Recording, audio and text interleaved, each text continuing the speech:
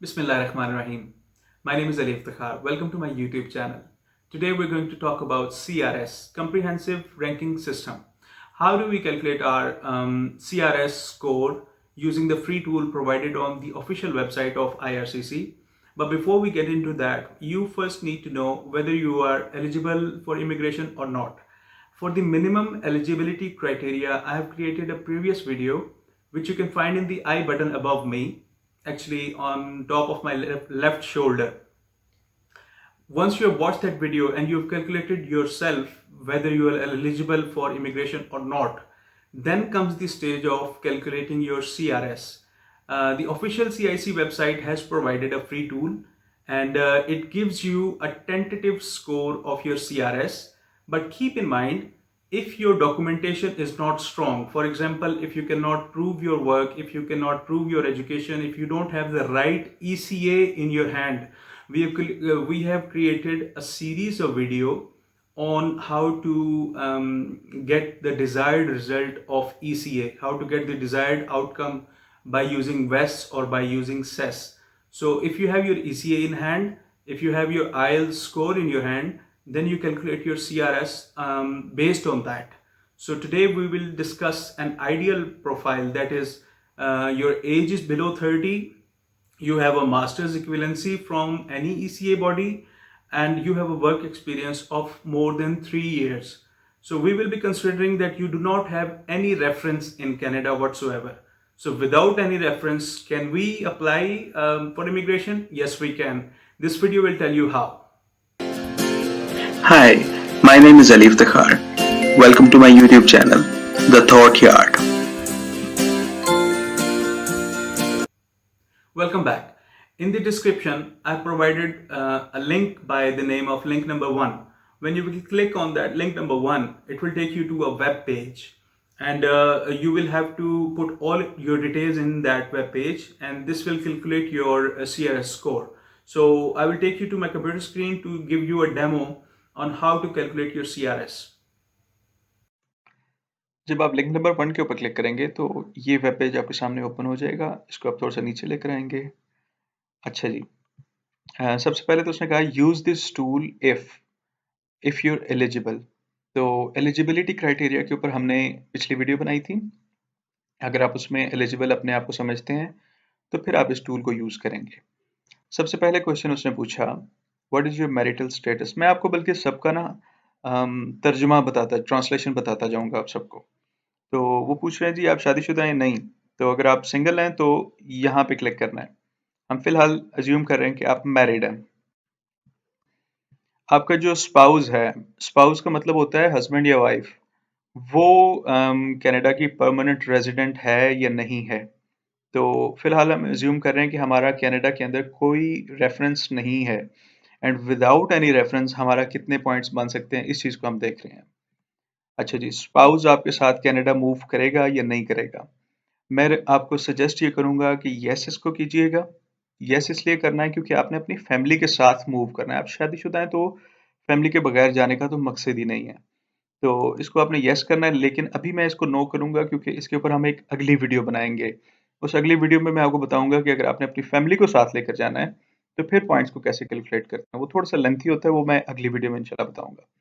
तो हम अपने स्पाउस को कनाडा नहीं लेकर जा रहे। एज हमारी वो पूछ रहे हैं जी। एज जैसे कि मैंने कहा था कि बिलो 30 एज जो है वो आइडियल एज है, पिछली वीडियो में मैंने ये बताया था। तो हमने बिलो 30 इसको ले लिया।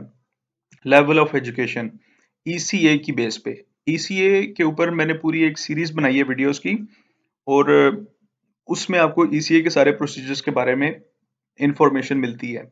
अब ईसीए की आउटकम हमारे पास है तो फिर उसके बाद ही हमने ये टूल यूज करने हैं।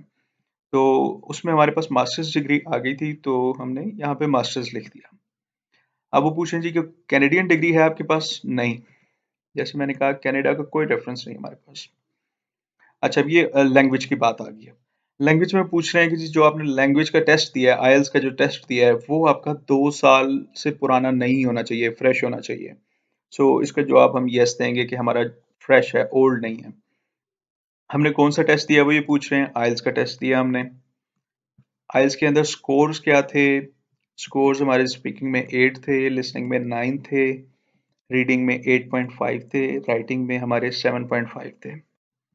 ये अच्छा सॉरी जो मैंने स्कोर्स लिखे हैं, ये बहुत अच्छे स्कोर्स हैं आइल्स में। तो अगर आपकी अंग्रेज़ी अच्छी है, तो ऑब्वियसली फिर ही आपके चांसेस रोशन हैं। तो अगर आपकी अंग्रेज़ी इतनी अच्छी नहीं है, तो फिर तो आपको स्ट्रगल करनी पड़ेगी आपको। फिर तो आपको पाकिस्तान में भी स्ट्रगल करनी पड़ेगी, आपको वहाँ पे भी स्ट्रगल करनी पड़ेगी। इमिग्रेशन आपकी हो जाती है, फिर भी आपको स्ट्रगल करनी पड़ेगी। तो इसलिए बेहतर ये है कि बंदा अपनी अंग्रेज़ी को इम्प्रूव करे अगर अंग्रेज़ी बोलने वाले किसी मुल्क में जाना है तो। अच्छा जी, ये हमने सारे रिज़ल्ट्स डाल दिए यहाँ पे। अब वो कह रहे हैं कि आपके पास other language results. Other language का मतलब ये नहीं है कि अंग्रेजी के अंदर आपने कोई और टेस्ट दिए हुए हैं तो उसका डाल दें, नहीं। अगर आपको कोई दूसरी लैंग्वेज जो फ्रेंच है उनकी सेकंड ऑफिशियल लैंग्वेज, अगर आपको फ्रेंच आती है तो फिर आपने उसका बताना है यहाँ पे। तो हमें चूंकि फ्रेंच नहीं आती तो नॉट एप्लीकेबल हमने कर दिया। वर्क एक्सपीरियंस का वो पूछ रहे हैं कि आपके पास कनाडा के अंदर वर्क एक्सपीरियंस कितना है। तो हमारे पास कनाडा के अंदर वर्क एक्सपीरियंस कुछ भी नहीं है, तो इसलिए हमने नन कर दिया। अच्छा, अब वो कह रहे हैं कि फॉरेन स्किल्ड वर्कर एक्सपीरियंस कितना है। फॉरेन स्किल्ड वर्कर का मतलब क्या है?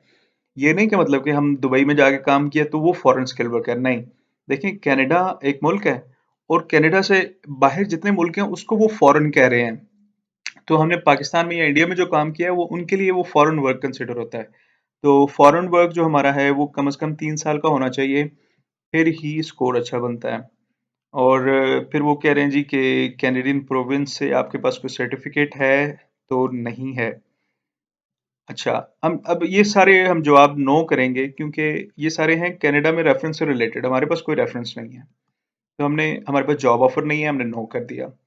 हमारे पास नॉमिनेशन नहीं है, हमने नो कर दिया। पॉइंट नंबर 10 जो आखिरी पॉइंट है इनका, उसमें यह है कि अगर आपका या आपके स्पाउस का कनाडा के अंदर कोई भाई या बहन अगर रहता है तो फिर आपको एक्स्ट्रा पॉइंट्स मिलेंगे। अब वो एक्स्ट्रा पॉइंट्स जो हैं वो बड़े मैटर करेंगे, लेकिन हम चूंकि अज्यूम कर रहे हैं कि हमारा कनाडा में कोई रेफरेंस नहीं है, तो इसलिए हम इसका आंसर नो करेंगे। कैलकुलेट योर स्कोर पे क्लिक करेंगे हम। अब ये सारी हमारे स्कोर की डिटेल आ गई। इस डिटेल के अंदर मैं नहीं जाऊंगा अभी। ये रिजल्ट है जी, ग्रैंड टोटल 481। थोड़ा सा मैं बता दूं, आजकल जो इमिग्रेशन के लिए चल रहा है वो 473 मैक्सिमम पॉइंट्स चल रहे हैं। 473 से आपके 8 नंबर ज़्यादा बन रहे हैं। सो दैट मीन्स कि अगर आप इस प्रोफाइल के साथ आप जाते हैं, अपनी एक्सप्रेस एंट्री के अंदर एक प्रोफाइल बना देते हैं, तो जो भी अगला ड्रॉ होगा उसमें इंशाल्लाह आपकी इमिग्रेशन ओके हो जाएगी और आपके पास इनविटेशन टू अप्लाई ITA आ जाएगा। एक बात मैं ऐड कर दूं कि ये जो प्रोफाइल हमने डिस्कस की है ये आइडियल है। अगर मैं भी अपने आप को इस प्रोफाइल के ऊपर डालूं तो मैं शायद इस पे पूरा नहीं उतरूंगा, क्योंकि ये देखिए ये एज है below 30। So below 30 ideal age है। अगर हम इसको 30 इयर्स करते हैं, लेट्स से 30 इयर्स किया, कैलकुलेट योर स्कोर पे दोबारा क्लिक किया, देखिए पॉइंट्स 5 कम हो गए, 481 से 476 हो गए। अच्छा, अब हम जरा इसको एज को थोड़ा सा और इसको आगे लेके जाते हैं। अगर हम इसको एज को 31 इयर्स ऑफ एज कर देते हैं तो 5 पॉइंट मजीद कम हो जाएंगे। ये देखें 470 पे आ गया।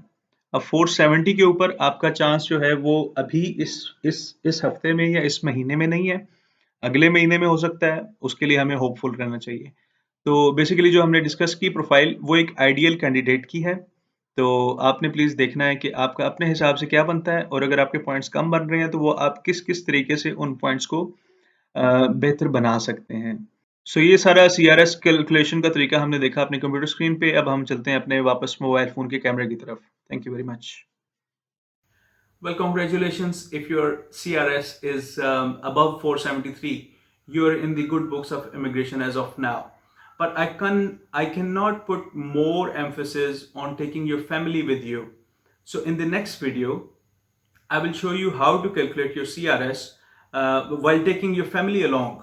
So it's actually kind of a lengthy process, so I did not discuss in this video, but I'm making a separate video for that. So stay tuned for that. Thank you very much. This is Alif Takhar and I'm signing off.